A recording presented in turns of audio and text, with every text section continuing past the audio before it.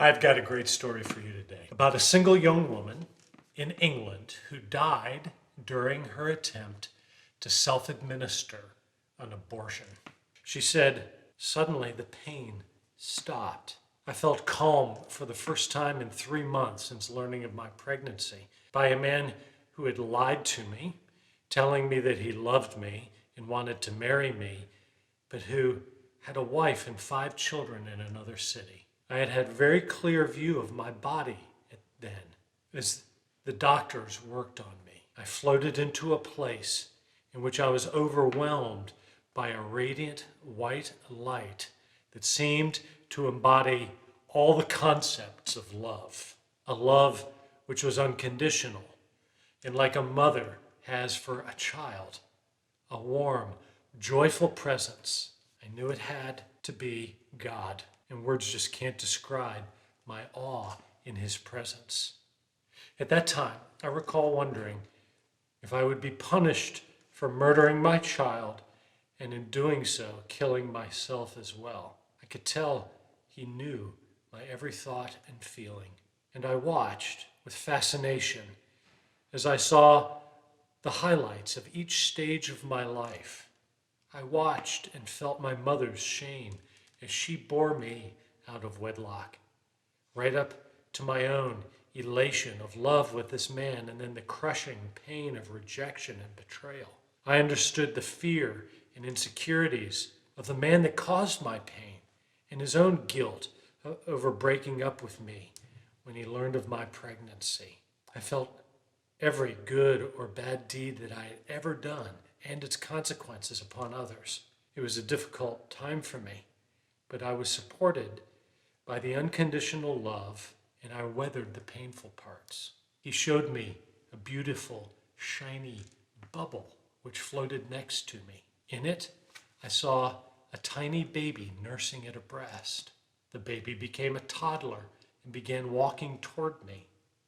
And then the image of a boy turned into a teenager, and he continued to age until he was a full-grown man. I asked, "Who is that?" And the reply was, "It's your son, Michael." And I recall feeling very relieved that I hadn't destroyed his chance at life. A flood of fearful thoughts crowded my mind. I wasn't even married. I could barely support myself. How could I raise a son? And I saw a flash of myself with a man I knew to be my future husband. He was holding the 2-year-old boy I saw in the picture. And for the first time, I allowed myself to feel love for the baby I was carrying. All the embarrassment, complications, and hardship I'd used to rationalize my abortion seemed very weak and selfish. And suddenly, I slipped back into my body, and searing pain tore through me. I awoke, and my doctor said it was a miracle that he was able to save me and the baby. And I went ahead with life now, optimistically, with a new attitude. I delivered a healthy baby boy 5 months later, and I named him Michael.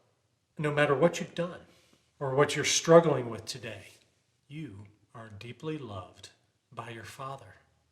You always will be. He sees you, he sees what you're meant to be, and he sees who you can become.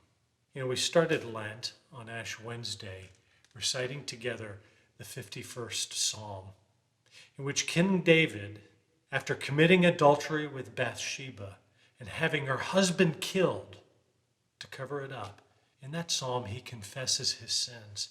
He unburdens his guilt before God, a loving, merciful God. There are guilty things in your past.